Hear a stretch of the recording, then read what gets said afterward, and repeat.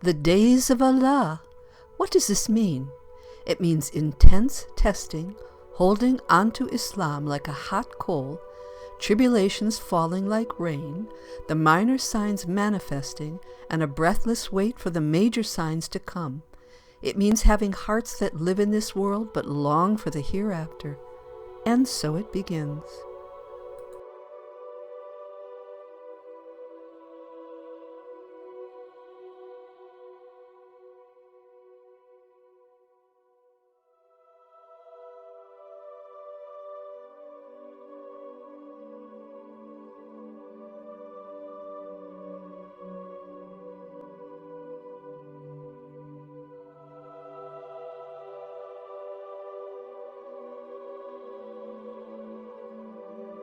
Like the octopus when it slithers through the sea hunting its prey, the British, French, and Zionists set their sights on the Muslim world, sending out confusing messages and descending using powerful suction to pull their prey into their waiting jaws.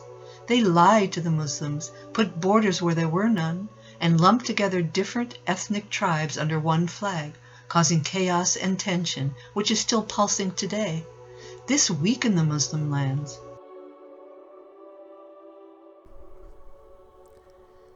The awakening. Muhsin had seen too much lately, and he knew a change was coming faster than anyone alive at this moment would admit. Evil seemed to be winning, the tipping point long gone. He knew that 1400 years ago the first sign of the Day of Judgment was the Prophet, peace be upon him's birth and death. He prepared for the worst and would put his trust in his Lord. He looked around. Would his present home withstand fire, floods, high winds? He thought not. But what would? Earth, he decided, gorgeous and malleable. With an ill wind rustling the towering trees, he gathered himself for the daunting task ahead.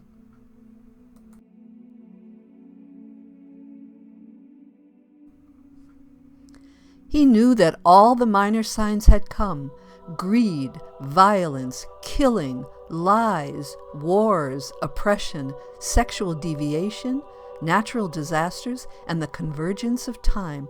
The way forward looked bleak.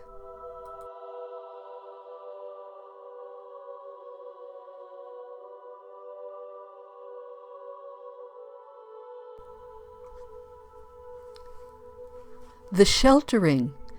Build with the earth, warm with the sun, cool with the wind. That was his motto as he coiled sandbags filled with dirt, cement, and water into a livable dome shape. He finished the arched entryway, covered the structure with tar, and then cement for a hobbit-like appearance. He quietly asked Allah for strength in home and heart. The gathering. As Muhsin stepped into his cozy dome home, he knew he had no time to waste. He needed sustainable food, water, medicine, and energy if he was to survive. The earth was getting hotter, and he could stay alive without a lot of food, but not water. He set up a filtration system and gathered foodstuffs. He set up a clever aquaponics system with an aquarium below and baskets with growing food above it. He took a break to listen to his favorite newscaster, Hassan at 5, for the latest from the world outside. What he heard this day shocked him into a new reality.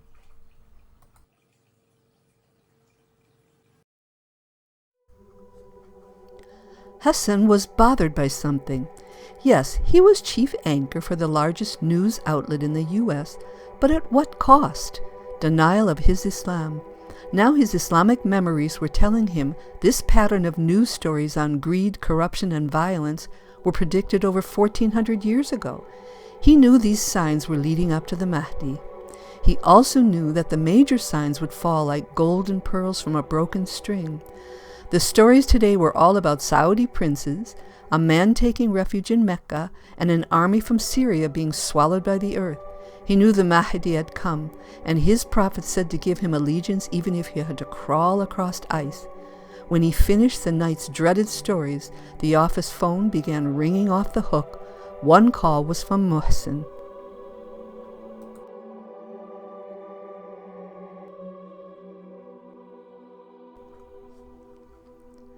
Hassan stayed close to his ham radio in the dome home he shared with Mohsin, the only communication system left, to wait for his runners around the world to relay back to him any news. His blood ran cold this day, as his runner in Damascus reported a man near there commanding the rain to pour down in this time of drought. The bone-chilling description of this man, young, reddish complexion, curly hair, one eye like a floating grape, and the word kafara on his protruding forehead confirmed who he was. As Hassan reported the news of this to the people, he ended with a plea, "Flee! Flee now to the mountains and stay put, and if you see him, read the first 10 ayahs of Surat al-Kahf on him." He looked out on a sun that had not changed its position since the morning. The first day of the Dajjal had come.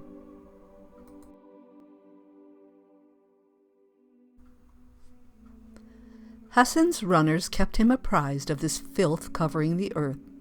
When he heard that the Dajjal had left for Jerusalem, Hassan knew that the troops of al-Mahdi were nearby. His runner from Damascus cut in with an amazing story. He said that at Fajr prayer the troops had lined up for prayer, and the Mahdi stepped forward to lead, but suddenly the heavens split, and 3 beings descended on rays of light, 2 angels and Prophet Isa. After the prayer, Isa took the reins of power and steered the troops and the runner to Jerusalem. Isa ordered the gates to be opened, and when the Dajjal saw Isa, he began to melt from Isa's breath. Isa then said, "I have to deal you a blow," and his blessed sword finally dripped with the blood of the evil Dajjal. Hassan spread the good news to the beleaguered world.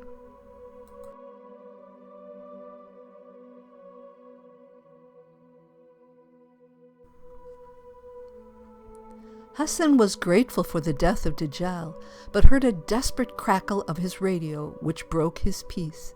A faltering connection spit out these words, "Waves of them, millions, nowhere to run." Hassan knew this was the next trial, Ya'juj and Ma'juj. His runner in Iran chimed in with hordes of men. They look like Mongols, killing and destroying. People are taking their flocks and fleeing. Isa was ordered to mount Tur with his followers, and Hassan's runner told him that these tribes were heading to he and Mohsin's area. They took corrugated steel and covered the dome like an impenetrable fortress. The clattering of spears began along its wall outside, taking many hours to subside. Mohsin peeked out to see the sea of dead bodies, teeny worms penetrating the necks of Ya'juj and Ma'juj. The stench was terrible, but all at once the majestic birds came and began carrying the bodies away. The cleansing rains descended.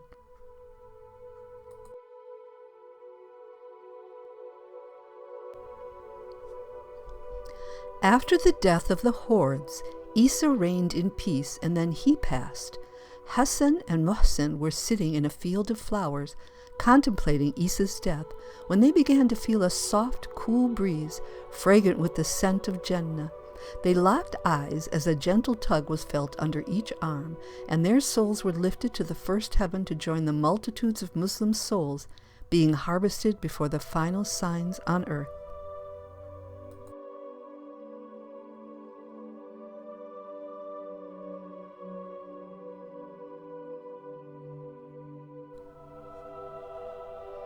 After all the major signs had played out, then came the big crunch, the reverse of the Big Bang, compression by Allah's hand until the creation was once more a dense dot.